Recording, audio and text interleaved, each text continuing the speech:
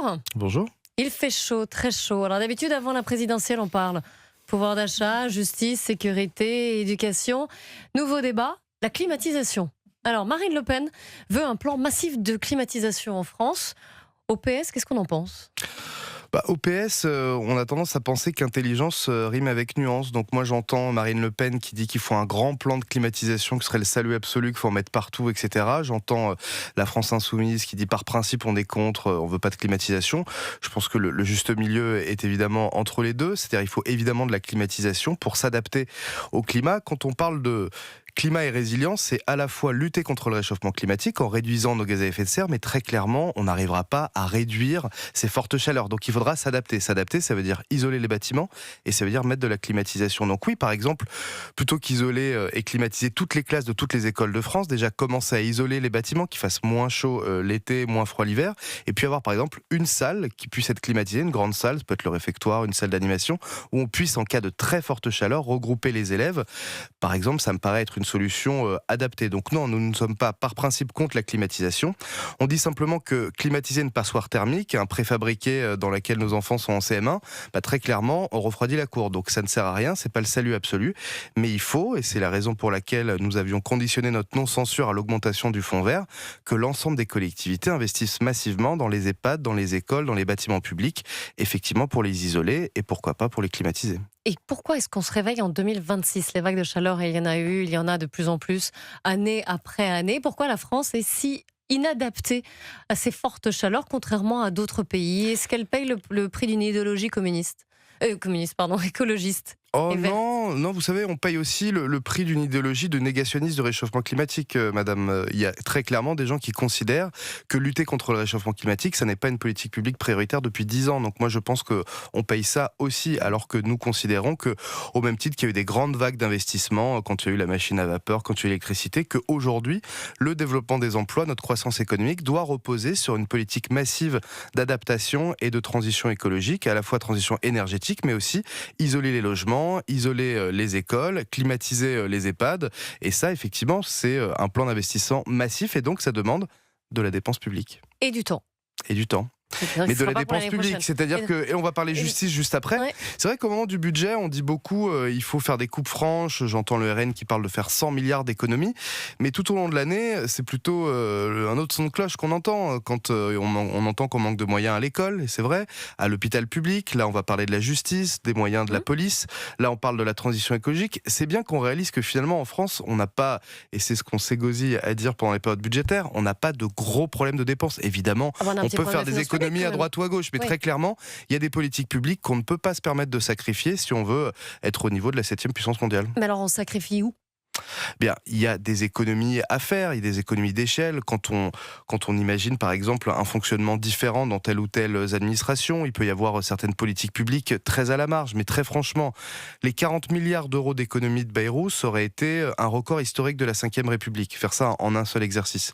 Quand j'entends que le RN souhaite en faire d'un coup de bâton, d'un trait de plume, 100 milliards d'économies, mais effectivement, où est-ce qu'on sacrifie la recherche française, les universités, les écoles, les hôpitaux, la police, la justice, la transition écologique. Donc c'est bien qu'il y a bien un problème de recettes dans ce pays. Aujourd'hui, il est établi que les milliardaires payent en proportion moins d'impôts que vous et moi, que les multinationales payent moins d'impôts que les TPE-PME, et que ça pose un réel problème. Donc s'il y a un trou dans le budget de l'État, c'est avant tout qu'on a un problème de recettes et pas qu'il faut sacrifier des politiques publiques qui sont essentielles aux Françaises et aux Français. Parce que vous êtes d'accord quand même qu'il y a un problème de déficit des comptes publics. Ah oui. Alors non, nous on ne fait pas partie des partis qui considèrent qu'il n'y a pas de problème de déficit. Il faut régler le problème de déficit. On ne fait pas partie des groupes irresponsables qui considèrent que la dette, il n'y a qu'à pas la payer. Ça, c'est pas possible, parce qu'après, on ne prêtera plus d'argent et on ne pourra plus payer les fonctionnaires. Donc, évidemment, on dit simplement, il y a des économies à trouver, c'est une évidence, notamment, effectivement, dans l'appel au cabinet de conseil qui a explosé ces dernières années, dans un certain nombre d'agences qui n'ont peut-être pas forcément leur utilité. Donc ça, il faut regarder ça de près. Mais le fait de dire qu'on peut trouver 10, 20, 30 milliards en supprimant dans les services publics, moi, j'attends de dire où on a parlé de la défense, on va très largement augmenter le budget de la défense, et c'est légitime au regard des tensions internationales. Donc moi, très clairement, je ne vois pas dans quelle politique publique on peut retrouver de l'argent magique, et surtout pas dans la transition écologique. Romain Askenazi, on va parler de la justice dans un instant. Juste avant, cette proposition de Marine Tondelier, qui était l'invitée de BFM TV hier, elle souhaite un congé climatique quand il fait chaud, comme ça. Le congé climatique, c'est dire si les conditions climatiques vous empêchent d'aller au travail, c'est vraiment dans des situations extrêmes, alors ça ne doit pas être soit l'entreprise qui paye parce que, en gros, l'exemple c'est salarié de travailler, soit les salariés qui trinquent parce qu'on leur dit vous prenez vos congés, moi mais c'était pour cet été avec mes enfants, non tu les prends maintenant. Le congé climatique, il doit être appliqué au cas où l'école de vos enfants ferme et vous n'avez pas de solution pour les garder. Alors si vous pouvez être en télétravail, des fois on arrive à jongler, c'est pas idéal pour la productivité, mais si vous avez des dossiers urgents, ça se fait. Il y a des situations où juste on ne peut pas, quand on a des enfants de 3 ans et qu'on a des boulots hyper prenants, on peut pas.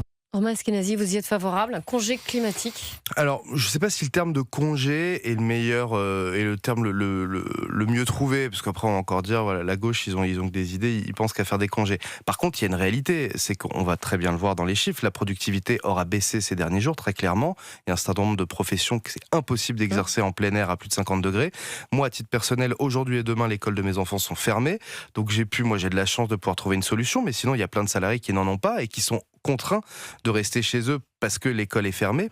Donc le fait qu'il faille adapter non pas seulement nos bâtiments publics, mais aussi notre droit à la réalité de ce qu'est le réchauffement climatique, moi sur le principe, je suis pas tout à fait contre. Le fait de dire qu'on va inventer un nouveau congé, voilà, je sais pas si c'était la meilleure manière de d'amener le sujet, mais le fait de dire qu'il faut effectivement que le droit du travail puisse s'adapter et que de manière extrêmement ponctuelle. Est-ce que c'est pas déjà le cas ?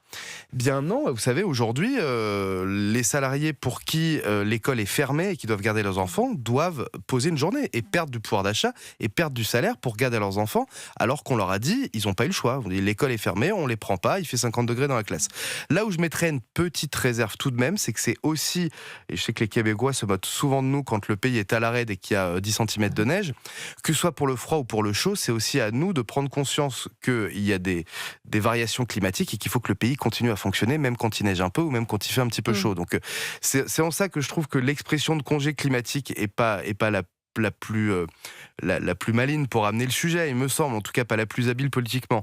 Néanmoins, le fond du sujet qu'elle soulève, je pense qu'elle a raison et qu'il faut que le droit du travail s'adapte. L'institution judiciaire, est-ce qu'elle protège ou non nos enfants ?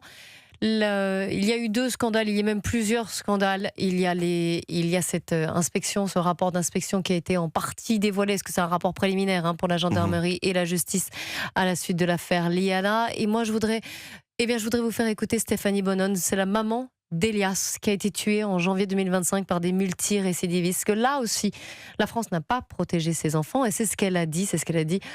Au micro de Laurence Ferrari ce matin.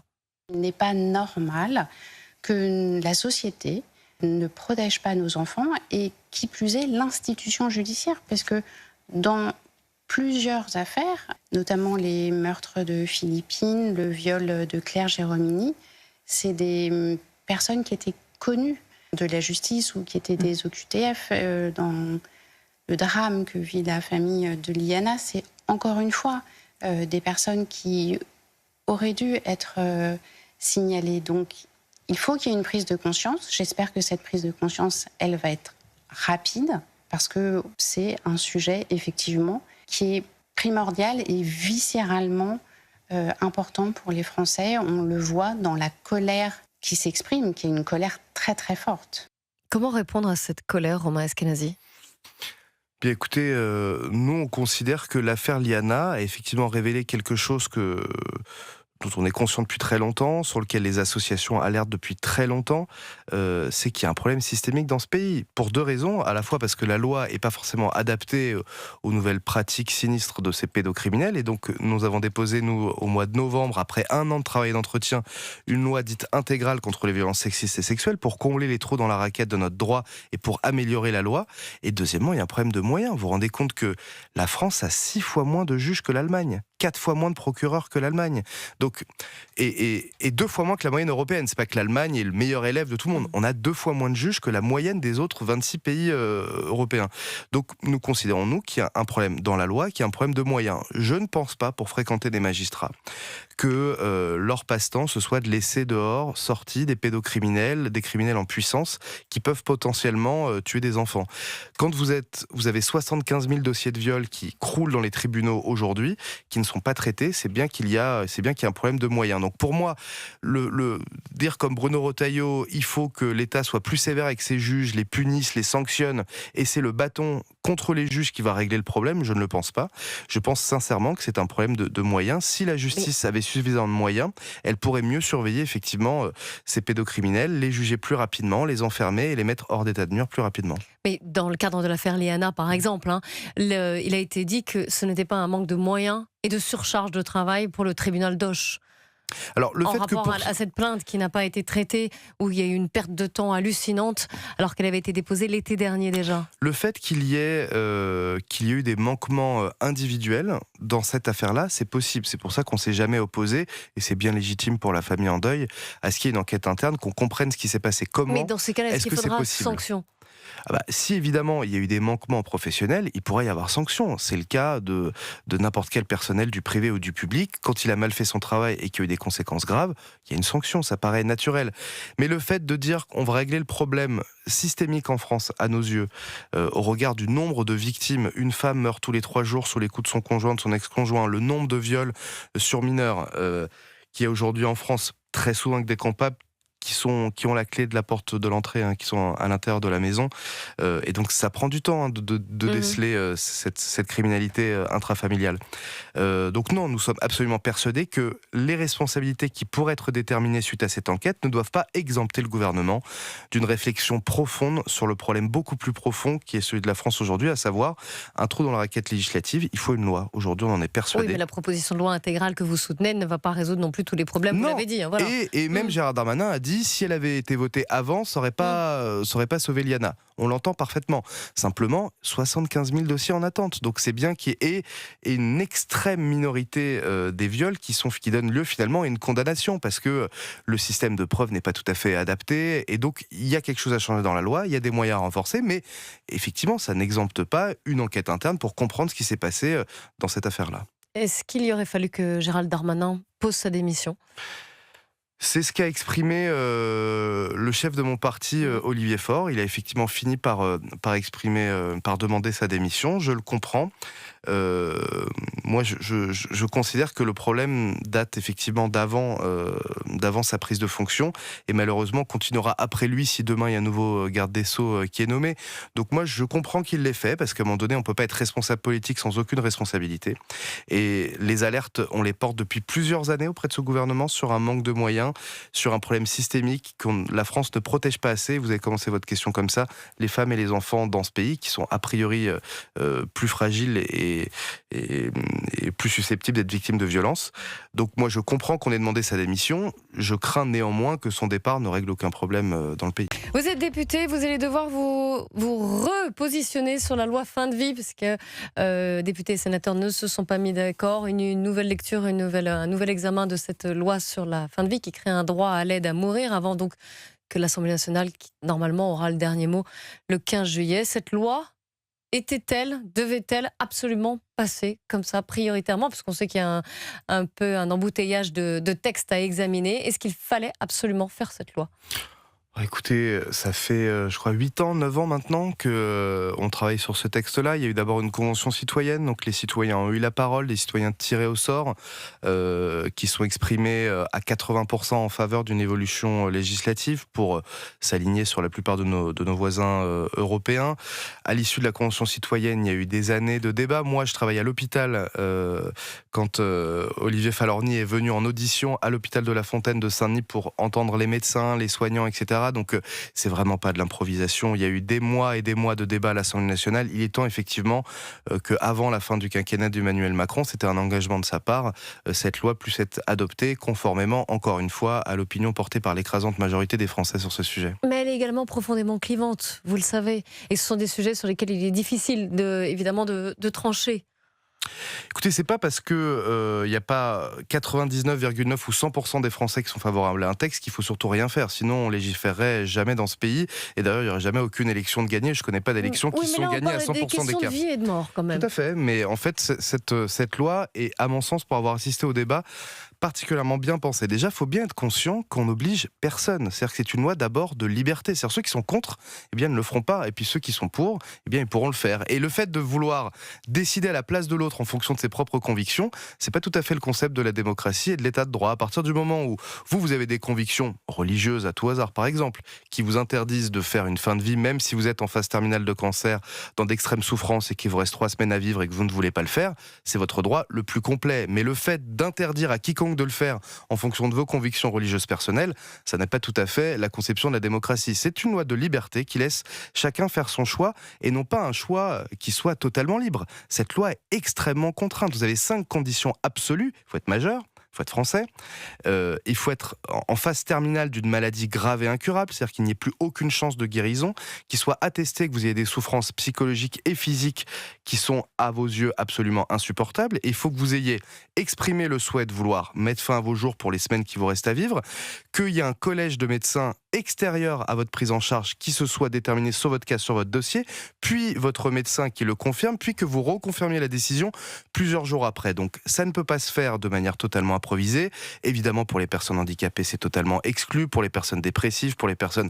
Voilà, c'est vraiment dans des cas extrêmement précis, encadrés, et il me semble que nous sommes arrivés, après des semaines, des mois, des années de débat, à ce qu'on appelle un équilibre sur ce texte, entre la liberté qu'on veut accorder à celles et ceux qui veulent utiliser ce droit, et en même temps les garde-fous absolument nécessaires qu'il faut mettre dans le texte. Alors, équilibre, je ne sais pas, parce qu'il y a beaucoup de détracteurs et politiques, mais aussi beaucoup de soignants qui écrivent, qui se révoltent et qui disent non, ce texte est une rupture civilisationnelle, c'est grave. Je ne partage pas, ce point de vue. Le fait que eux personnellement ne souhaitent pas, alors qu'ils ont fait des études pour soigner, faire un geste pour donner la mort, je peux l'entendre. Il y a d'ailleurs une clause de conscience pour l'ensemble des professionnels de santé. S'ils ne souhaitent pas effectivement effectuer les gestes, ils ne le feront pas. Je rappelle que le principe de la loi, c'est que personne n'attribue la substance. C'est la personne elle-même qui l'utilise. C'est uniquement en cas d'exception absolue, à savoir que la personne a donné son accord, que durant les 15 jours que le collège de médecins extérieurs donne son avis, au moment où effectivement ce droit est effectivement ouvert, là la personne physiquement ne peut plus le faire, manifeste toujours son consentement, mais ne peut plus physiquement faire le geste. À ce moment-là, un soignant peut le faire sur la base du volontariat et il peut exercer sa clause de conscience. Donc encore une fois, très franchement, je considère que le texte est extrêmement restreint et moi très franchement, la plupart des arguments contre le texte utilisent des arguments qui ne sont pas dans le texte, en disant mais on va tuer des trisomiques, c'est pas vrai, c'est pas utilisé dans le texte, on va pouvoir tuer des dépressifs, c'est pas vrai, c'est pas dans le texte, on va pouvoir faire ça en 3 jours et si on change d'avis, c'est pas vrai, il y a un délai de rétractation qui est vraiment raisonnable. Donc moi très franchement, la plupart des oppositions s'appuient sur des fantasmes qui ne sont pas dans le texte. En voici un autre argument. Écoutez, Dominique Régnier, directeur général de la Fondation pour l'innovation politique, il était l'invité d'Europe 1 ce matin, et selon lui, le débat sur l'aide à mourir cache aussi une question budgétaire. La sécurité sociale est en déficit de 23 milliards. C'est aussi une réponse à ce problème-là. C'est évident, je ne dis pas que c'est fait pour cela, mais c'est évident que nous n'avons plus d'argent, nous nous sommes mal débrouillés, il n'y a plus d'argent pour s'occuper des personnes très malades, des personnes très âgées. Mais vous pensez que la logique économique, c'est le ressort caché de la promotion de cette idée ? C'est un des ressorts, c'est évident. 1,7 milliard d'euros par an avons-nous pu évaluer à la Fondapol grâce au travail d'Yves-Marie Doublé et de Pascal Favre. D'économies réalisées sur la fin de vie grâce à cette réforme. Grâce à des euthanasies. C'est trop tentant et il est impossible de ne pas y penser. Alors évidemment, cet argument, si c'est le cas, ce serait absolument scandaleux. Je le trouve parfaitement cynique et malhonnête comme argument. Il se trouve que... pas du tout. Il se trouve qu'en parallèle de la loi fin de vie, vous avez une loi qui est établie pour développer les soins palliatifs dans tout le pays. D'ailleurs, c'était la même loi, la loi sur la fin de vie et les soins palliatifs. Elle était séparée, permettant à des députés de voter pour le développement des soins palliatifs et contre la fin de vie s'ils le souhaitaient. Et donc, il y a bien énormément d'argent qui est mis sur la table et qui est envisagé au moment du dépôt de cette loi-là. Parce que l'idée, c'est de développer très largement les soins palliatifs. L'aide à mourir, et j'entends monsieur parler de vieillesse, mais de dire oui, c'est un moyen de se débarrasser de nos malades ou de nos vieux, mais la vieillesse n'est absolument pas un critère dans là. Donc vous voyez, une fois encore, c'est beaucoup trop tentant pour les opposants de faire dire au texte qu'il ne dit pas. Même si vous avez 103 ans et que vous êtes handicapé, que vous pouvez plus bouger, eh bien c'est pas un critère pour utiliser cette loi fin de vie. Il faut que vous ayez une maladie grave et incurable en phase terminale. Est-ce qu'il n'y a pas un poids, une pression sociale, on va dire, qui, par ce biais-là et par cette loi, va s'exercer? Non. écoutez, il n'y a aucune pression sociale. Quand c'est votre propre existence, est-ce que vous pensez à l'équilibre du budget de la sécurité sociale quand vous avez vos derniers jours à vivre en disant, là quand même, effectivement, je vais faire un petit effort pour la nation et puis je vais mettre fin à mes jours comme ça, je vais faire quelques milliers d'économies à la sécurité sociale. Franchement, utiliser cet argument, c'est pas sérieux. Allez, on change de sujet. Raphaël Glucksmann, probable candidat à la présidentielle, s'est donné quelques mois pour réfléchir, veut relancer l'idée des colonies de vacances en mettant en place un passeport qui permettra à chaque enfant de connaître l'expérience d'un séjour collectif et de la mixité sociale. Qu'en pensez-vous? Bonne ou mauvaise idée? C'est une excellente idée. Vous savez, même les classes vertes, ces classes de découverte de nature qu'il y a parfois en CM2, en fait, ça dépend de la municipalité. Moi, j'ai dans ma circonscription des maires qui financent et les enfants partent, d'autres qui financent pas et les enfants ne partent pas. Vous avez une bonne partie des enfants de ce pays qui ne partent jamais en vacances, qui n'ont jamais découvert autre chose que leur commune, voire que leur quartier. Et je considère que le fait de découvrir la richesse des paysages de notre pays, le fait de faire en sorte que les gens se rencontrent et se mélangent, vous savez, moi qui suis un républicain de gauche, j'ai tendance à considérer que le vote d'extrême droite et son niveau est un signe du mal-être de ce pays. Plus vous avez de mixité dans une ville, moins ça vote extrême droite. Moins vous avez d'étrangers dans une ville, plus ça vote extrême droite. Donc on pourrait penser que à Saint-Denis, on est envahi d'étrangers, il n'y a plus de place. Et bien là, on vote. Non, c'est l'inverse. Et à l'inverse, dans la Creuse, dans un village où il n'y a jamais eu un étranger qui a mis les pieds depuis 30 ans, ça votait extrême droite à 70%. Ça veut bien dire que le fait de rencontrer l'autre, de lui reconnaître son humanité, que dire qu'avant d'être un musulman, personne d'origine malienne ou que sais-je, c'est d'abord un être humain qui a aussi une famille, qui a aussi des enfants, qui travaille pour payer ses factures et avec qui on peut échanger autour d'un café, d'un repas ou d'une colonie de vacances. Eh bien pour moi, ça devrait être un objectif en tant que tel.